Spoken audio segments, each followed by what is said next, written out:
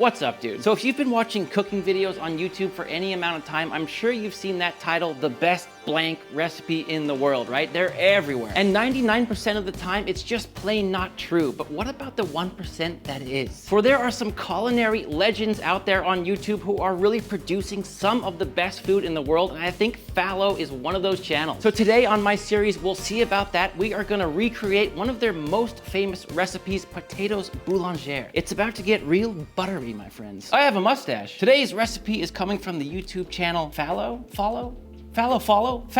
Please comment below and tell us, am I saying it right? Is it Fallow or Follow? Anyway, love these guys, and let it be known, I did cook some of their recipes on this channel before they had this huge blow up that we're seeing right now, and that is so well deserved because these guys are awesome. I wish we had more channels like this. Michelin star London chefs sharing their knowledge with the world. It really is a great service. And we're gonna be cooking one of their most popular recipes titled Cooking Probably the Best Potato Dish in the World. It looks really good on the thumbnail, and here we go. And I'm here. Okay, so this dish is called potatoes boulangères. It's a French dish, and it looks like we're starting by cooking down some onions. Jumanji. And looks like what he's doing is caramelizing them slowly, not cooking them over high heat. And then, I don't know, these guys have special potatoes over in the UK. The most similar equivalent looks like Yukon Gold. These guys are a little ballsy without the guard. Personally, I like using that guard for the last bit of the potato. And it's not that I'm worried about cutting myself, it's that I can do it really fast. I like doing it no guard because get a little bit of hand in there. No, that's a lot of butter. Get your vat. He's got the thinly sliced potato, he's got butter, and he's got beef stock over there. You know what he's got Tom Hanks' head. Okay, so caramelized onions, a little bit of butter, a little bit of stock, well, quite a lot of butter, putting some pepper, giving it a good mix, some salt, it looks like. One thing I love about Fallow's channel is they really explain why they're doing what they're doing. And I like doing the same thing on my channel. Like, I don't want to just teach people how to follow a recipe. I want to teach them like how to cook and think for themselves. And they do that really well, which is great. Also, when you know why you're doing something, it makes you not want to skip it. And man, if you're a restaurant owner, like these guys have the playbook for how it's done, right? They're in London and Soho, I think. I can't imagine how much traffic they've gotten to their restaurant from their YouTube videos blowing up. I mean, I want to eat there. Okay, so layering up potatoes, some pepper, more stock, more butter, more salt. I like what I see. When butter is being measured in ladles, I think that,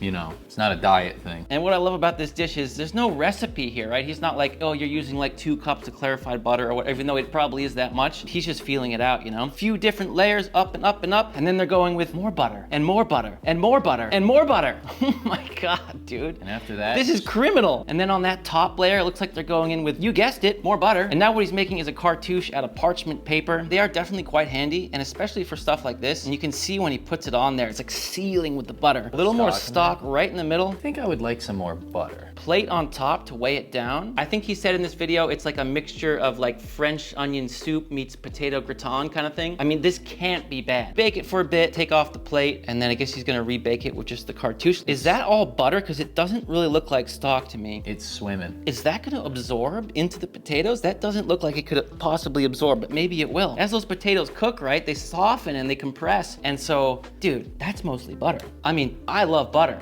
Don't get me wrong, but whoa, look at that now. Where did all the butter go? You see so much less butter, right? Did it really absorb in? Must have absorbed in. Oh, it's floating. It was like underneath. And we bake again without that cartouche. What I would have done was grab both handles bare hand and burnt the crap out of myself. Keep glazing it up, and that's potatoes boulangères. Now it looks incredibly amazing, but is it worth the 3.5 million views? I think like, I can just say it is absolutely right now, but we're gonna make it and see. Let's start with the onions here. I just have them halved and peeled. And what I'm gonna do next, I'll start by locating that root end right here, flip it down, and I'm just gonna make a simple little V cut here just to get that root out. Otherwise, when you slice it, it's all gonna stay together and we need this to come apart. I'm gonna start at an angle here, and we're just gonna do a quick julienne. Once I get a little more than halfway, I'll move those aside and flip that onion down and finish the cuts. That's the onions done. Let's get these things on the stove. Well, in a pan first, then on the stove. I'm using this oven-safe carbon steel pan, but as Follow said, you can use any sort of pan that can go in the oven. And I'm gonna kick this on medium-low heat. Just get a little bit of oil in here. That's just neutral oil. You can use whatever one you like. That's avocado. Go ahead and drop in my onions. And there's really nothing to making good caramelized onions. It's just a matter of time, patience, and just letting the onions do their thing over a low heat. You can speed up the process with sugar, but it's kind of cheating and you don't need to do it. Let's get that oil sort of coated on the onions. And then I'm going in with a little bit of rosemary salt. If you know, you know. The onions aren't quite hot yet, so I can just like mix it a little bit in the pan, start to draw out those juices, which should expedite the process a little bit. The rosemary salt is just a blend of salt, rosemary, sage, garlic, and lemon zest. I'll link a video down in the description with that recipe if you want to make it, and I suggest you do. It's one of the classic all-time best recipes from this channel. And with these, all you need to do is come and give them a stir every few minutes. Make sure they're not burning or anything, and it really is as simple as that. Here's our caramelized onions after about 30 minutes. They are getting there, but they need to get a little bit darker. I'm just trying to match the ones I saw in Follow's video. Do keep in mind, the longer these cook, the quicker they are to burn, right? So you want to keep that heat pretty low and definitely stir them a little more frequently in the end, because if you end up burning some and then mixing that back in, you're going to make the whole batch bitter. At this point, our onions have been going for 1 hour, and as you can see, they are nice and rich. They're very dark. I'm happy with these at this point. It could take a little less or a little more time for you. It really depends how hot your pan is and how much sugar your onions have in them. Let's get to slicing the potatoes. Obviously, as Follow said, mandolin is going to be your best friend here. You can use a knife. You always want to make a few test slices. Theirs looked just a little thicker to me, so I'll open that up a bit and we'll get to slicing. Yeah, happy with that. Maybe a touch thicker,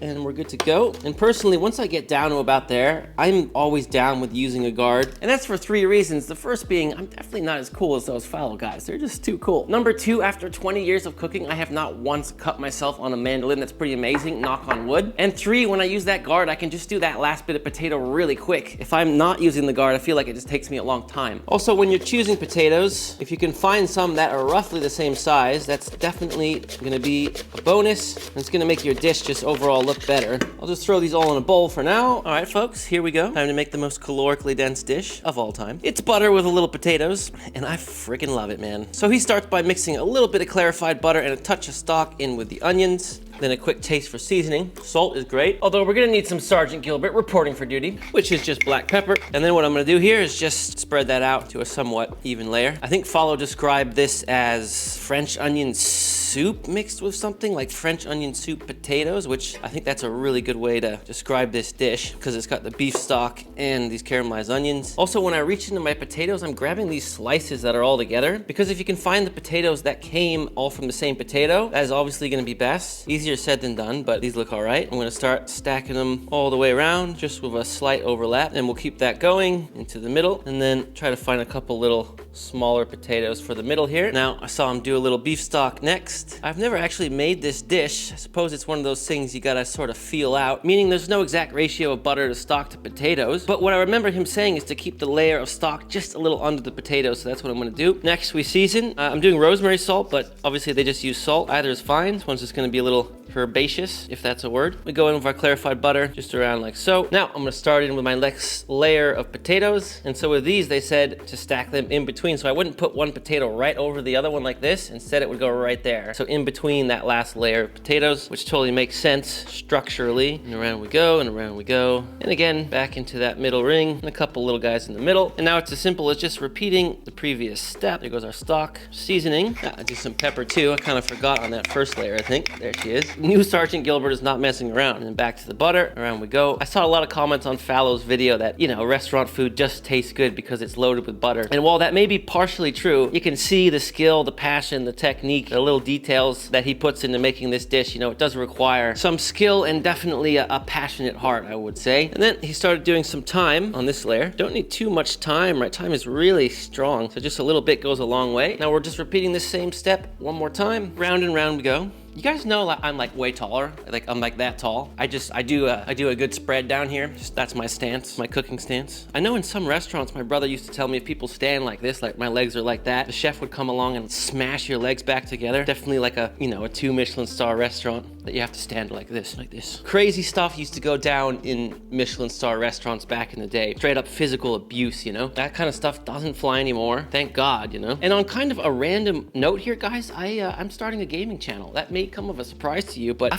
love video games, man, and I always have. It's gonna be called That Dude Can Game because it's just the gaming segment of the That Dude Can Cook universe, if you will, and I'm really excited about it. So if you're into gaming, I'll put a link to that channel in the description. I may not even have a video out yet, but it would be awesome to have your support, so check it out. And I mainly want to play single-player, story-driven games with just some insane commentary from me over the top. I play video games alone all the time, so I'm like, why not just start streaming this. That's my thought anyway. And everybody left. Here we go, guys. One more layer of stock. That's 3 layers total of potatoes. Again, with the seasoning, Saint Gilbert, of course, some more butter. At this point too, he said to concentrate fire more around the edge here with the butter. I don't remember exactly why, but these guys know what's up, so I'm just gonna do it. You know when you're making something, you've not cooked it yet, but you just know it's gonna be good. I mean, how could this be bad? Touch more time on top, and we're ready to make the cartouche. Now I can see here by tilting the pan that the level of butter and stock just sort of right under the potato. I might just do a touch more stock. I think I've got it about right, but I should have done that before, but that's all right. Should be fine. Somewhere right about there. If I were to guess how much stock is in here, I would probably say about 1.25 cups or so. So roughly 300 mils. But again, that's just my best guess. For the cartouche here, we're just gonna take a square piece of parchment paper and we're gonna fold it first into quarters, just like this. There's the fold right there. And from here, we're just gonna begin folding this again into a triangle. And then again here, just like so. Very easy to make. You can do it one more time if you want. Now what you want to do is just measure from the tip to the edge of the pan. See, right about there. Just give it a slice. And then we just cut that tip ever so slightly. Unfold.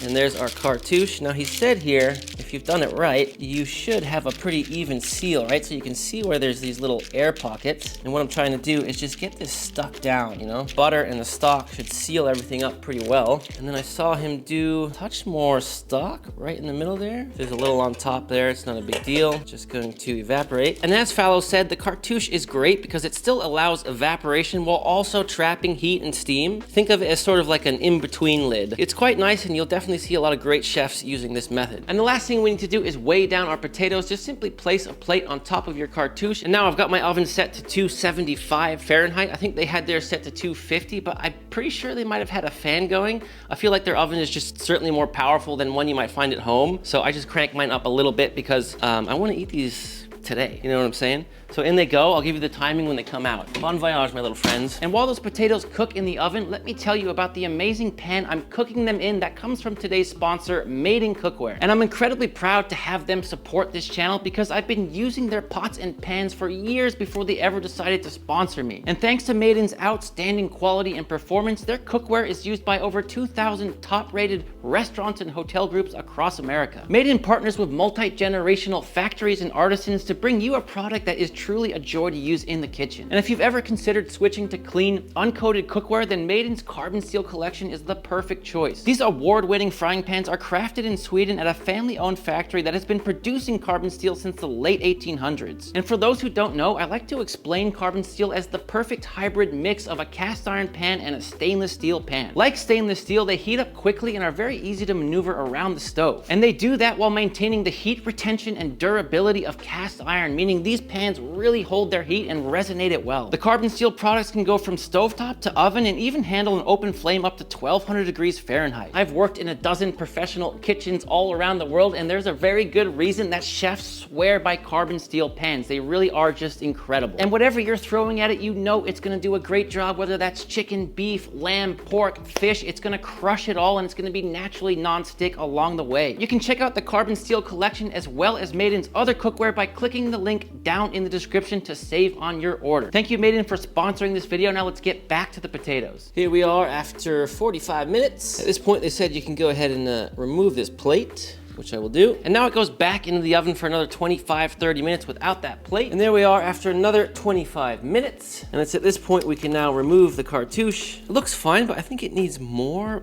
butter. That was obviously a joke, but in Fallow's video, you could see that the butter had sort of absorbed more at this point. Mine's just sort of swimming. I don't know what that has to do with, but obviously, I need to get rid of some of this butter because comparing to his, I feel like mine is definitely too buttery. His looked more like about this much. Maybe I'll take a little more out. And he also did just a touch more beef stock at this point, which I think mine could use. Now back in the oven at 275 without the cartouche, and we're gonna let it finish up. And here we are after another 50 minutes without the cartouche. That's 50 minutes. And I actually pulled off that much butter as this was cooking. Like I said, first time I made the dish, not sure where I went wrong, but I have a few theories. I think the main problem I had was that I didn't cut my potatoes thick enough. I think Fallow's were thicker and therefore they absorb more of the liquid and the fat, the butter and the stock. Eyeing it out, I thought I had that right, but it just seems like I had too much butter. I mean, look at that. That's just nuts, right? And again, with the oven thing, like I don't have a convection oven here. Their oven could just be more powerful and I'm not sure. But anyway,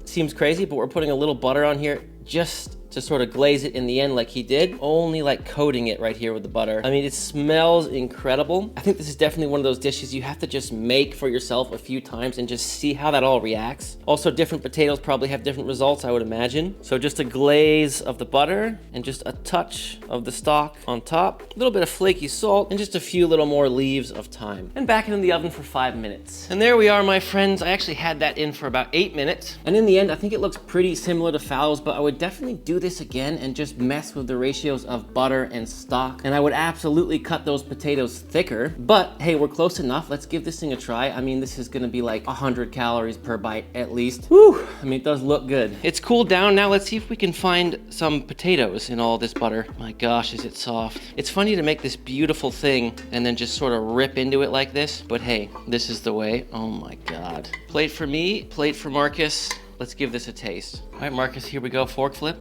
Nice. There is some butter bleeding out onto the plate, but it's not too drastic. How many calories in this bite? 20.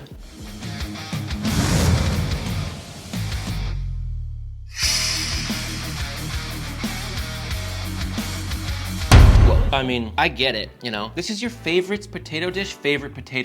You know what I'm saying? I mean, it's extremely decadent. The potatoes melt in your mouth. The onions just add this whole new angle that is just crazy. The French onion soup element to it, it cuts through the richness. I really like this. It's one of those things you can't understand until you make it and try it, because it looks just like a plate of like whatever. You're gonna remember this. You're gonna think about it like 3 months later. You're gonna be like, man, if I were to do this again, I would just obviously put less butter and more potato and just get the ratio right. Did we expect it to be bad from fallow? No, those guys are the dudes, man. They're all Michelin star chefs, or they worked in those kitchens. So yeah, it's just awesome to learn from them. If you say this is your favorite potato dish of all time, I'd never argue with you. You gotta make this. Very valid, yeah. Make this one, my friends. Make it.